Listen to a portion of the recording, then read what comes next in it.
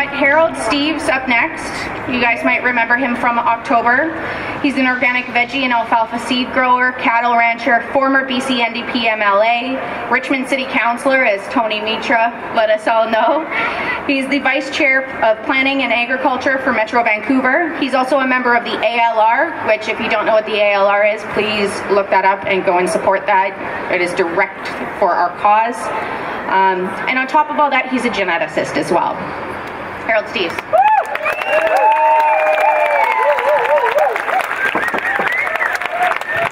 Well, thank you very much. You know, I've been wondering where we're going to find people, young people, to take our place. Well, we just met one of them today. Fantastic. Well, we're back here again to give a message to Monsanto once more. We want to tell them once more, we don't want your GMO seeds. We don't want your poison food. And we want to know what's GMO. Let's hear it. We want to know what's GMO. We want to know what's GMO. We want to know what's GMO. We're farmers in our family. We grow seeds and vegetables and cattle. And I'm going to talk to you a little bit about what one of the other speakers spoke about. In the 1960s, the city of Richmond sprayed the blackberries on the dike that runs through our farm. People worried that the children were eating the blackberries. The mayor of Richmond said, and I quote directly, "It's only brush killer. The sprays are non-toxic." I called the Vancouver Poison Center, and the Vancouver Poison Center said, quote, "Consumption of large quantities could cause an allergy. Wash the berries." Well, we washed the berries. My wife made blackberry pie, and I made blackberry wine, and the kids ate the berries. How did we know the sprays were safe? Monsanto told us so. That's what they told the soldiers in Vietnam. The non-toxic spray that we were putting in our blackberries was Agent Orange, and you heard how it was sprayed all across Canada. They sprayed the dikes of Richmond. They sprayed the BC hydro lines. They sprayed the CNR and CPR lines in Richmond on all the way through British Columbia. We had people complaining because the spray drift. The drift sprayed into orchards, and people, their children eating the orchards got stomach aches, got sick, and threw up. And they contacted me because I was concerned about what was happening at our farm.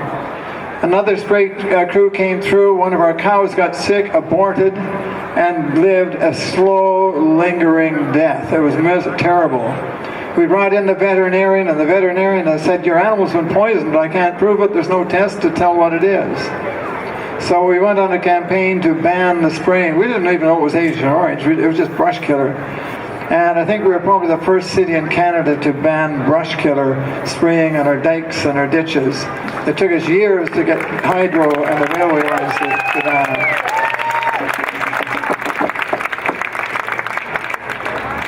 So eventually we got the 2,4-D, 2,4,5-T Agent Orange banned, but Agent Orange has a 10-year half-life.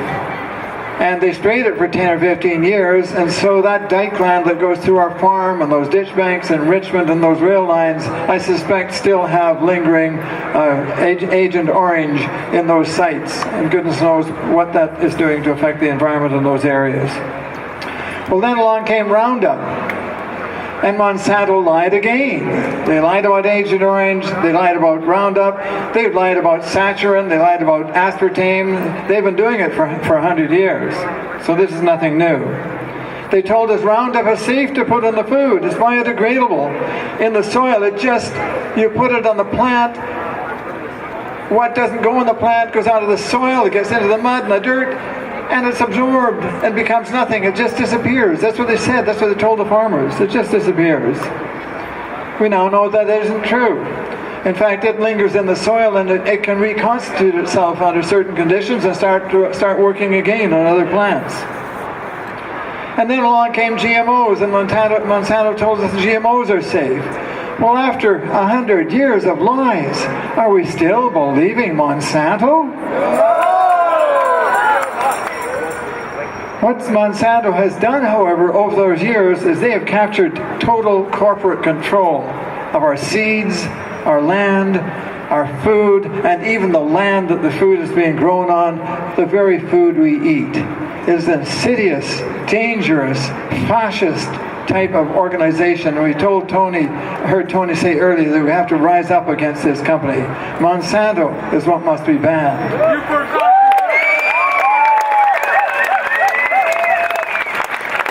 Well, we got more concerns in Richmond, and we got a campaign going to get rid of the pesticides, because the pesticides, like Agent Orange, at least we had that one was gone, but Roundup and some of these other things are pretty nasty.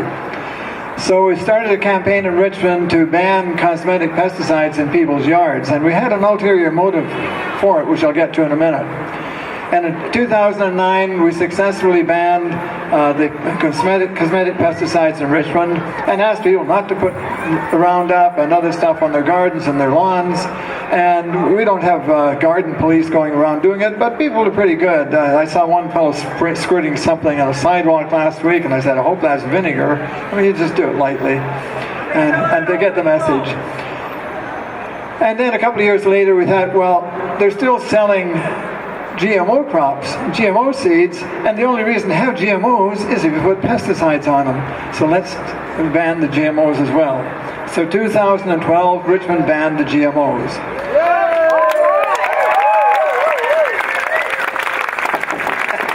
And the campaign went through British Columbia. And some, I think 50 or 60 communities have now banned the GMOs throughout BC. They went to the UBCM as being opposed there. What I'd urge everyone here to do is, if your community has, hey, they love us down here. There's a police coming in and give us a haul.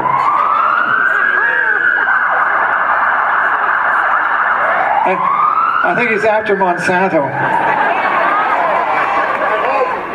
Yeah. Anyway, what we'd like you to do, find out if your city or your community has banned the GMOs or not, and the cosmetic pesticides. You need to ban both. And I'll tell you why. As mentioned earlier, I'm on Metro in Vancouver. I'm on the Planning and Agriculture Committee. And what we have done with the yard waste in Richmond that we're now picking up, we're picking up all the garbage, we're recycling everything, but we're picking up lawn clippings, the leaves off the trees, and even food waste. And we're taking it to a site in Richmond that's no longer a landfill site. It's called Harvest Power. And they've set up a big dome called an anaerobic digester, and they put all this organic material in it, because normally when yard waste rots away, methane gas is given off, and that's a greenhouse gas. So they capture the methane, they burn the methane, and get electricity from it, and carbon dioxide is given off, which is normal. And then, of course, you have to replace the carbon dioxide with oxygen. Well, how do we do that? All of the material that comes out of the anaerobic digester is compost. And because we ban GMOs, and because we ban all these cosmetic pesticides, it is clean. There's no stuff in it that can poison you, that can poison your crops. And so it is good enough, it's been tested, it's good enough to go on organic gardens. And this year we have farms in Richmond now putting what used to go to the garbage dump in Cache Creek. The food wastes from the city of Richmond are going on farms in Richmond. And the message I have is that every community, if you keep the poisons out of your food waste, out of your garden waste, it can be recycled and put back into the soil and create food once again. That's what we want you to do.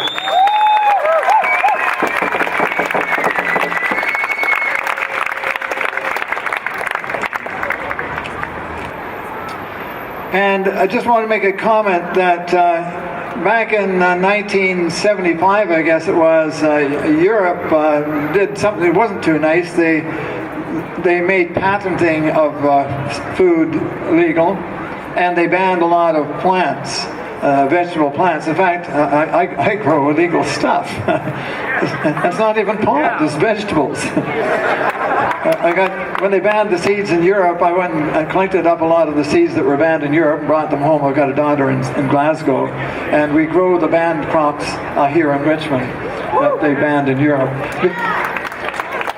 They were heirloom crops that had been developed by farmers over hundreds of years, largely to grow in northern climates.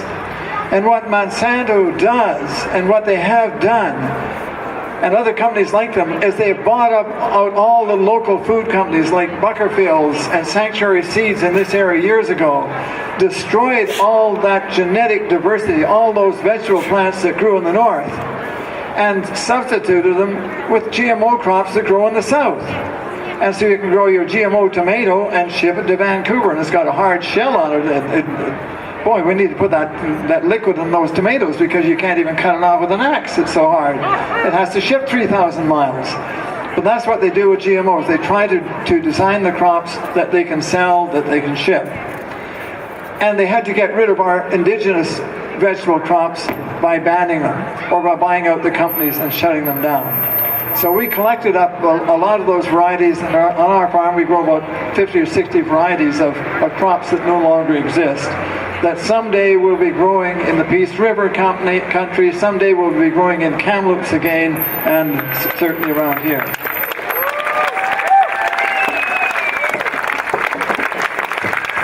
"50 years ago, Kamloops was the tomato capital of Canada, if you can believe it. Kamloops. We think of it as cattle country. They grew the most incredible tomatoes on the benchlands along the Fraser and Thompson River. They have lots of water. They just brought the water up the hill and irrigated. They were put out of business by the cheap crops grown in California and Mexico and the subsidized fuel to bring those crops here. But we can grow crops in British Columbia and we can feed ourselves. And that leads me to another thing I want to raise today. I think we need to combine what we're talking about in terms of GMOs and what's happening to the land around us. The land around us is under threat with Bill 24, the new Agricultural Land Act, where they want to give the people that frack the soil the right over farms.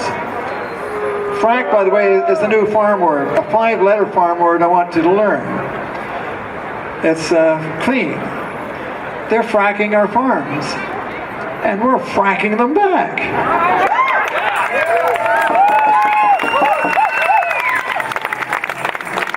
What the fracking does is very much like what the GMOs do. They frack the shale under the ground and to get the natural gas, to make liquid natural gas. It poisons the water. The plants suck up the water, and that poisons the plants. So any food you eat from a fracked field, it's the same as eating a Monsanto-produced crop with GMOs and glyphosate on it. So effectively, we now have the petrochemical companies that are involved with the Monsanto in the first place, fracking our farms and poisoning our crops through another method. The other aspect I want to raise with you is the Site C Dam. Now, this is a dam that has been, they're looking at building on the Peace River. And they're going to flood somewhere between 16,000 and 30,000 acres of Class 1 farmland. It's the best farmland in the world. They say, oh, the climate's terrible. It's only terrible in the winter. In the summertime, the sun moves north. They get longer days and sunnier and hotter days than we do, and it's productive farmland. So think north. Instead of bringing our food from California, which is now a burned-out desert, or Mexico, we can bring it from the North Country. We can be GMO-free, we can be fracking-free, and we can have Peace River water to grow our crops rather than damming it.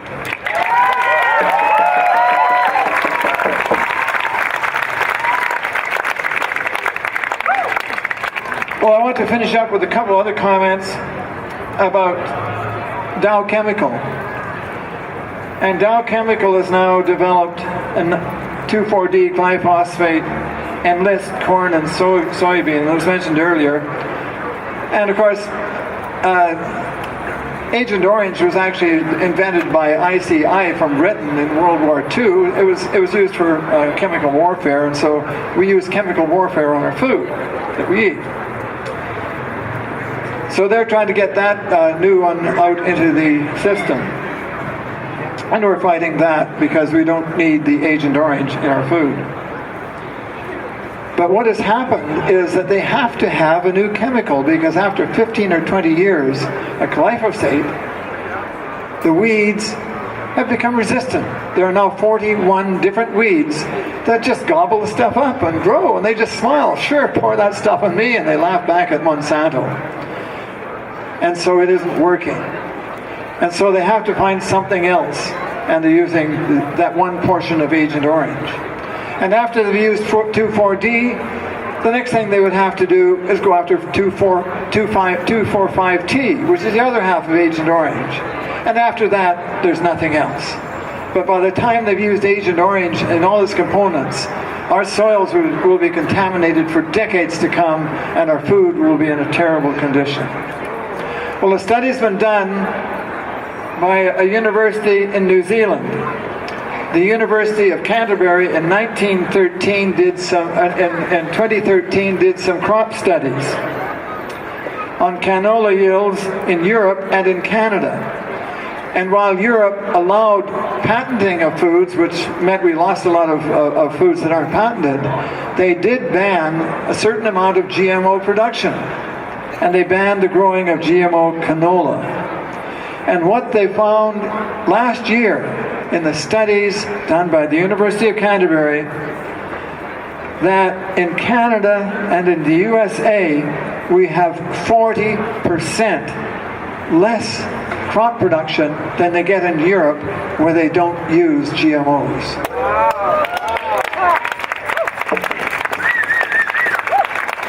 And at the same time, they use far less pesticides. They are learning that pesticides are not good. They're learning to go organic or near organic. So their crop production is 40% higher than ours.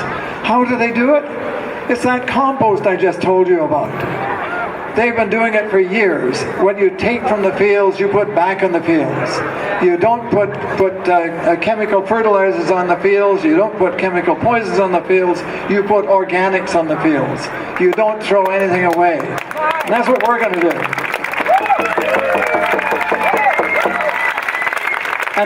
And that's what you've got to tell every city councillor and every city. We can choose the European model. We can improve our crop production by 40% over GMO production by using organics back into the soil instead of sending it off to garbage dumps and dumping it into our oceans and into our rivers.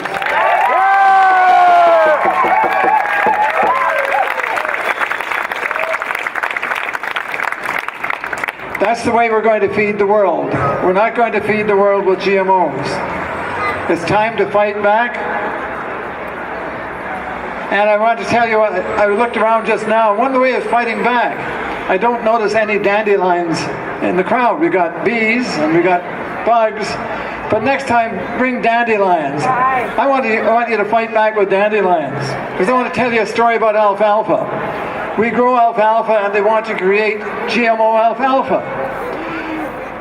We looked at our alfalfa fields. When you plow the field under and plant the alfalfa, it comes up really thick. And it snuffs out all the weeds except dandelions. So we investigated dandelions. We got lots of dandelions. Are we going to have to spray dandelions to get rid of them? There's a lot of work pulling them. The dandelions, when they're irrigated, they grow the leaves about that tall and about that wide. They're huge. And we thought, I wonder what a dandelion's made of. We found out it had all kinds of wonderful little chemicals in it that are beneficial to eat. And we found it had 13% protein, the same as the alfalfa. So we grow dandelions. So my message is, if you're worried about your lawn and anything else, it doesn't look beautiful. Now it's got nice little yellow flowers in it. If you've got a lawn that's green and pristine, that guy may be spraying his lawn. If he hasn't got a dandelion to prove it, that he's not using GMOs and spraying his lawn. So we need a dandelion revolution.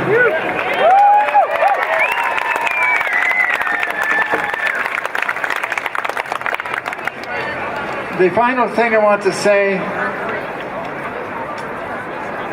is that we really do have to have a fight to save our farms, our farmland, and our food. Farms, farmland, and food. And it's an all-out battle that we're coming up to today. We had Pat Trim and Bill Bennett when they brought in Bill 24 saying they want to frack our farms. And my comment was back, said frack Pat Pim, but it didn't work. They want to flood the Peace River. And as I mentioned, it's 1,600 to 3,000 acres. And I'd like you to join in me in telling them what we think of these things. Leo Sayers, a singer in Australia, made up a chant, I guess you call it. It's called a song, and I want to try it here today. It's about fracking. And he says, did they think we'd let them do it? No fracking way, okay? Did they think we'd let them do it? No fracking way!